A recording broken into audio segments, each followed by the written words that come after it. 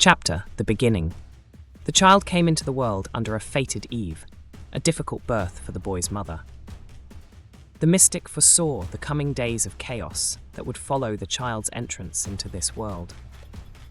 The assassin, Köykkä, secreted his son away for years under the tutelage of the chain-clad warrior of the hall, as the father conducted the tasks befitting his title. For years, eyes sought the child from afar. As news spread of a child of a northern hunter being born into the southern kingdom, the practitioners of the dark shamanic tribes of the north began their hunt for the fabled champion of the ancient prophecies. The mystic remained close, mere miles outside of the capital, using her polymorphic magics to keep an avid eye on the boy and ensure his safety.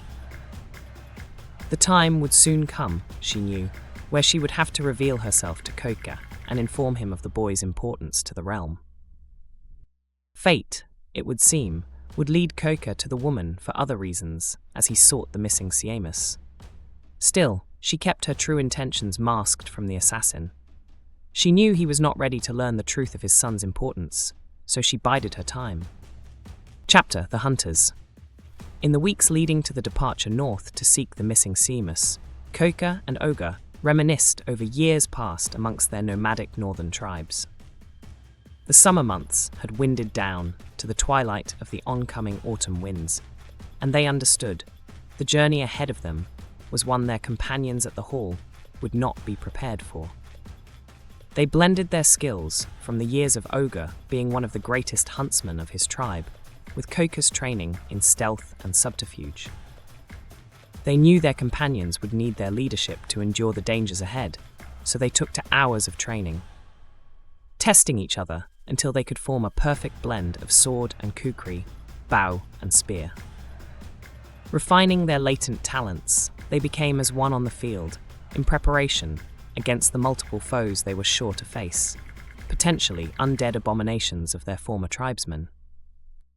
The assassin and the huntsman knew their allies needed them to be at their best for this journey, and as they trained for weeks in constant unison, they were unaware of the scrying eyes of the woman they had known simply as the seer.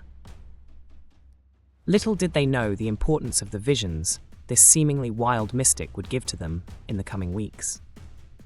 Nor did they understand how much was about to change for Köykkä prior to his journey. Chapter: Blood Sacrifice. Köykkä's rage welled up within him, the barbarian hordes coming at him from every direction, phasing in and out of the ethereal plane as he stepped through their every attack, landing killing blow after killing blow. His allies were still north of him, his senses attuned to the magic of the gemstone on his left wrist. He began to feel the lust for battle take over him. He remembered this tribe from his childhood. Tales parents would tell their children of these inhuman barbarians who cared nothing for those left in their wake. But it was Köykkä who felt nothing with every lethal stroke of his kukri and spinning electric arc of his khopesh. They would all fall before him if he had his way, but his allies were separated from him while he scouted ahead, and he knew they were in need of him. Far away, the sorceress witnessed his bloody swath, and through her scrying globe, she reached forth with her magic to imbue upon him unnatural strength and speed. She smirked, knowing that soon she would make her presence known to the heroes of the hall. But for now, she took great pleasure in witnessing the chaos at the hands of her chosen champion. His blows cut deeper with each stab, his sword shooting forth arcing bolts of terror as he beheaded and cleaved in twine every adversary between him and his encampment. Seeing an opening ahead, he sped forth in his new wraith form and arrived next to his encampment, sounding a shout of warning to his allies as he heard them stir and arm themselves for the coming conflict. Seamus was close by as well. He knew it in his blackened heart. But first, an end must come to his wardens. The assassin grinned, drenched in blood. His blades would be his paintbrush, these barbarians his canvas. What a portrait of terror he would create. Köykkä's breath slowed as the final invader met his end. Gathering the heroes, they followed the trail to the barbarian encampment. The muffled grunts of the restrained Seamus rang throughout the camp as the heroes carved their way through the remaining barbarian defenders. Bursting through the door, Köykkä found young Sorceress, drenched in sweat, mud streaking his face. The assassin cut his bindings as the rest of the companions entered the tent. The young barbarian punched the assassin, exclaiming, "Took you long enough!" The assassin, overwhelmed with relief that his young charge had survived his ordeal, bid the heroes commandeer the encampment for the night before their journey home. The road back was weary, as the young Sorceress informed Köykkä of the perils he faced on his journey north. It would appear the guild had more pressing matters to come indeed. Chapter: The Return. The heroes returned to the hall after weeks of travel on foot from the northern border.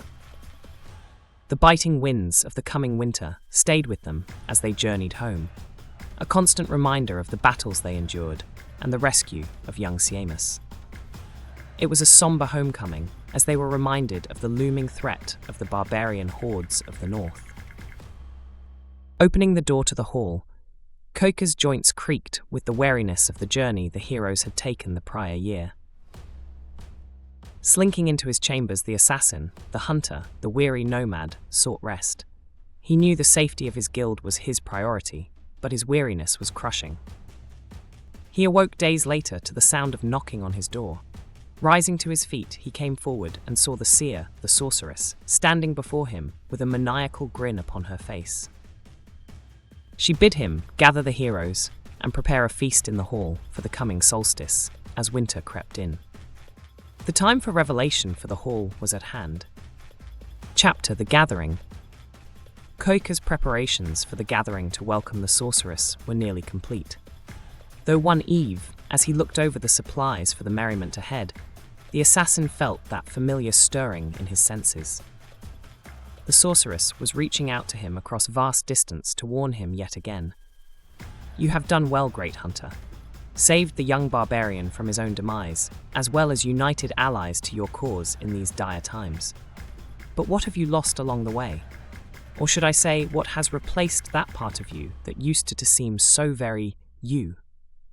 Köykkä looked back on his journey and knew his temporary demise had indeed changed him.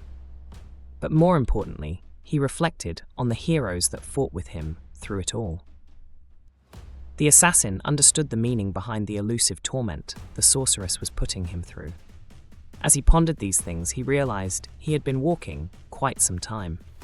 Hearing movement behind him, he noticed the crew of El Randor's ship following behind. Relaxing his grip on his swords, he greeted the companions and bid they follow him. He knew where he was going. He was returning to his own crypt to perhaps bid farewell to a life lost to him. Entering the darkened tomb, the allies were set upon by looters. Following a swift sortie, the allies of the hall proved the more able-bodied as the looters fled for their lives. Leaning down and seeing the patch where he had been previously laid to rest, the assassin realized where he needed to go next. Traveling through the forest again, he led the crew to a hovel he had once tried to keep secret. Inside, Köykkä found his two most apt apprentices. It had been quite some time since his last apprentice had betrayed him, but he never doubted their allegiance. With his two most capable agents at his side again, the assassin was ready for whatever dire news the sorceress had to bring. Traveling the capital, Köykkä and the heroes gathered their allies for the sorceress revelation to the hall. A grand feast was held, drawing all who could hear the echoes of merriment as the celebration for their success at finding the lost Sorceress rang well into the night. Finally, as the heroes found themselves at the finale of the night's revelry, she appeared to them. Silently, she walked amongst them at first, taking note of all who had come to partake in the evening's call. Suddenly, the meager magics that kept the city alight through even the darkest nights ceased its function. In the ensuing darkness, she summoned a pillar of flame in the center of the hall, startling those closest to her. With a resounding call, she yelled, "Fools! You drink and feast over but a temporary victory. Your actions this last year have drawn the attention of others who seek vengeance for the king you have slain. The barbaric hordes of the north have mobilized and seek the one you have taken such length to rescue. And for what? You sit idly by and are blind to the destiny your actions have created." Even now, the source of power in the kingdom has failed. Chaos will soon follow. Your strength has been great in the deeds you have achieved thus far, but allies are needed in the struggle ahead. The pillar of flame flashed with every raised intonation of her pleas. The heroes stood sober to the reality of their situation. The hall had survived a year of constant assault, and they knew her words rang true. Chapter: The Sundered Hall. The words of the sorceress rang in everyone's ears as the onslaught began. Thunderous explosions rocked the hall from seemingly every direction. Fires erupted as the home they all knew began crumbling around them. Looking back to the sorceress, they noticed her ironic smirk as she looked back with a snarky glare, as if to prove the point of her foreboding words.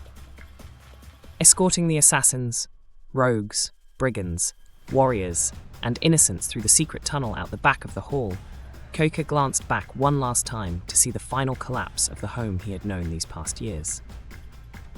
Hearing the desperate shouts of his friends, no, they were indeed his family, he turned away and fled the burning wreckage. He urged his allies to flee as fiery boulders rained down upon them in an impossible barrage. Rushing into the woods outside of the city, he realized he had outpaced many of the fleeing refugees of the hall. He waited until dawn and began searching for his scattered allies. Scouring the forest bed, he slowly came upon them one by one. Gathering together, they looked back at the city to see the plume of smoke signaling the end to the structure that housed them so many glorious nights. Köykkä turned to each of them, knowing the pain in their hearts at seeing the destruction of their home. But he knew, somehow, impossibly, he knew they would build a better one. The allies raised their heads one last time to pay their respects to the hall, turned to each other, and nodded in unison as they stepped deeper into the forest. Whatever future the fates had decided for them, they knew they would face it together.